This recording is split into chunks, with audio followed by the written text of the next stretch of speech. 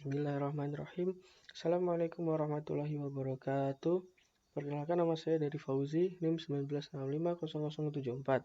Di sini saya akan menjelaskan tentang metode numerik dan contoh penerapan metode numerik menggunakan SPL atau sistem persamaan linear. Apa yang dimaksud dengan metode numerik? Yang kedua, kapan metode numerik digunakan? Yang ketiga, di mana tempat untuk menggunakan metode numerik?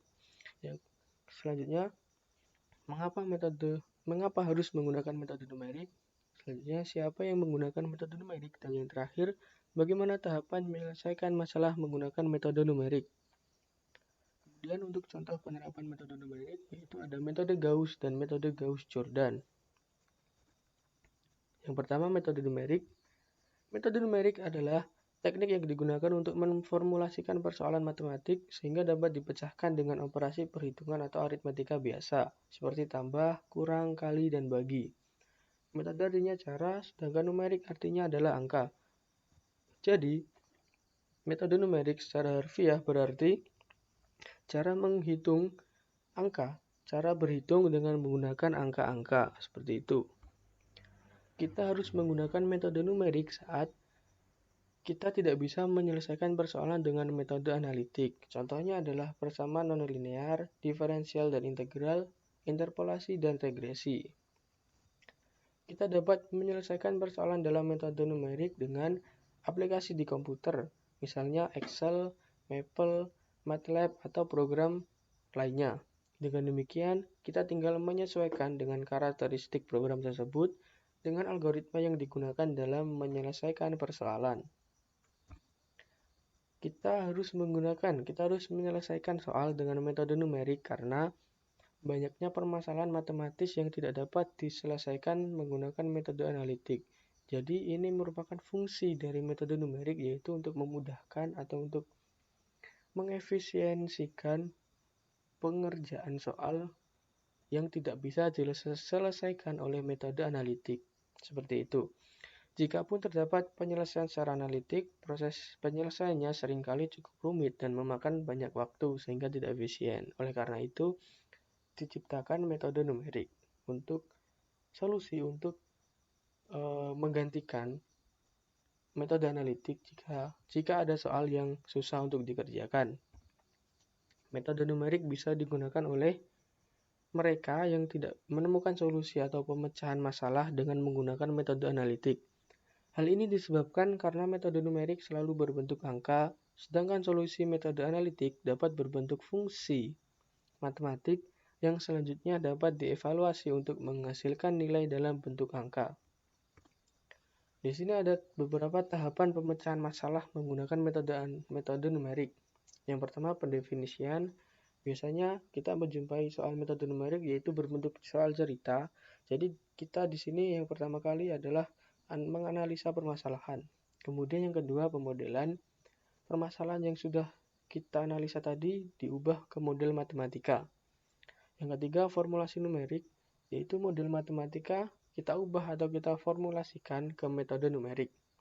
Kemudian pemrograman, yaitu setelah kita ubah ke metode numerik, kemudian kita taruh atau kita ubah lagi ke algoritma bahasa pemrograman komputer.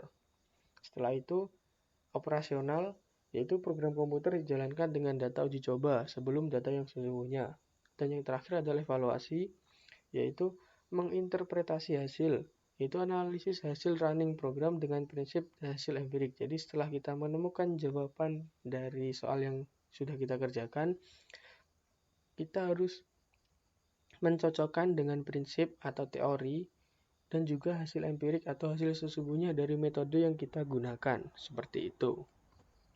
Terus yang kedua, ada metode numerik menggunakan SPL. Di sini saya menggunakan dua contoh, yaitu metode Gauss dan metode Gauss-Jordan. Yang pertama, metode Gauss, kita akan bahas, yaitu metode eliminasi Gauss adalah metode untuk mengoperasikan nilai-nilai di dalam matriks sehingga menjadi matriks yang lebih sederhana lagi dan berbentuk baris. Ini dapat digunakan sebagai salah satu metode penyelesaian persamaan linear dengan menggunakan matriks. Penemunya yaitu Johann Carl Friedrich Gauss. seorang matematikawan Jerman yang mempunyai julukan Prince of Mathematics. Dia juga yang menemukan eliminasi Gauss, kemudian disempurnakan oleh Camille Jordan menjadi eliminasi Gauss-Jordan. Seperti itu.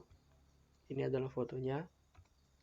Nah, kemudian metode eliminasi Gauss dikembangkan dari metode eliminasi, yaitu menghilangkan atau mengurangi jumlah variabel sehingga dapat diperoleh nilai dari suatu variabel yang bebas. Selain itu, metode eliminasi Gauss adalah suatu cara mengoperasikan nilai-nilai di dalam matriks sehingga menjadi matriks yang lebih sederhana. Metode ini digunakan untuk mencari inverse dari sebuah matriks. Eliminasi Gauss-Jordan akan lebih terasa bermanfaat jika sistem persamaan linear tersebut terdiri dari banyak persamaan dan variabel. Semisal, contoh dalam sistem tersebut mempunyai 5 persamaan dan 5 variabel di dalamnya. Proses eliminasi metode Gauss yaitu dengan 3 cara, yaitu mengganti urutan 2 baris, melakukan perkalian antara baris dengan angka yang bukan 0, dan menambah suatu baris dengan baris lainnya. Di sini saya mempunyai contoh soal, yaitu 3 persamaan linear, seperti ini. Kemudian menentukan nilai X, Y, dan Z. Penyelesaiannya yaitu mengubah persamaan linear ini menjadi matriks, yaitu dengan menggunakan konstantanya masing-masing. Nah, kemudian setelah itu kita operasikan baris kedua dikurangi baris pertama, hasilnya seperti ini. Kemudian baris ketiga dikurangi 2 kali baris ke-1, hasilnya seperti ini. Baris ketiga ditambah 3 kali baris kedua, hasilnya seperti ini. Dan baris ketiga dibagi dengan 3, hasilnya seperti ini. Maka mendapat 3 persamaan linear baru, yaitu X plus 2Y plus Z sama dengan 6, Y plus Z sama dengan 3, dan Z sama dengan 3. Kemudian dilakukan substitusi balik, maka didapatkan X sama dengan 3, Y sama dengan 0, dan Z sama dengan 3. Seperti itu. Kemudian metode Gauss-Jordan selanjutnya yaitu pengembangan dari metode eliminasi Gauss, yang hasilnya lebih sederhana lagi. Metode Gauss-Jordan menghasilkan matriks dengan berbentuk baris eselon yang tereduksi. Sementara eliminasi Gauss hanya menghasilkan matriks sampai pada bentuk baris eselon. Ini adalah penemunya yaitu Camille Jordan, seorang matematikawan Prancis yang juga seorang profesor. Kemudian kontribusinya di dalam teori matriks dan yang terkenal dengan teorema buatannya yaitu teorema kurva Jordan dan ditulis dalam bukunya yang berjudul Cours d'Analyse. Metode eliminasi Gauss-Jordan dipilih karena proses penghitungannya lebih sederhana dan teliti. Dengan memprogramkan metode eliminasi Gauss-Jordan ke dalam MATLAB, dapat memberikan keuntungan di antaranya efisiensi tenaga, waktu, dan tingkat error yang tidak jauh berbeda dengan penghitungan secara manual. Proses penyelesaian metode eliminasi Gauss-Jordan dengan 2 cara. Yang pertama, mengubah sistem persamaan linear yang ingin dihitung menjadi matriks augmentasi. Yang kedua, melakukan operasi baris elementer pada matriks augmentasi untuk mengubah matriks A menjadi dalam bentuk baris eselon yang tereduksi. Pengubahan dilakukan dengan membuat matriks yang elemen-elemennya adalah koefisien-koefisien dari sistem persamaan linear. Ini adalah contohnya, yaitu penyelesaiannya yang pertama, operasinya yaitu baris kedua dikurangi 2 kali baris kertas 1, kemudian baris ketiga dikurangi 2 kali baris ke-1. Kemudian yang kedua, baris ketiga dikurangi 3 kali baris kedua, kemudian baris ketiga dibagi 8 dan baris kedua dibagi -1. Baris kedua dikurangi 4 kali baris ketiga. Hasil akhirnya adalah seperti ini. Oke, mungkin itu saja penjelasan dari metode numerik dan contoh penyelesaian metode numerik dengan menggunakan SPL, yaitu menggunakan metode Gauss dan Gauss-Jordan. Mungkin itu saja dari saya. Kurang lebihnya mohon maaf. Sekian.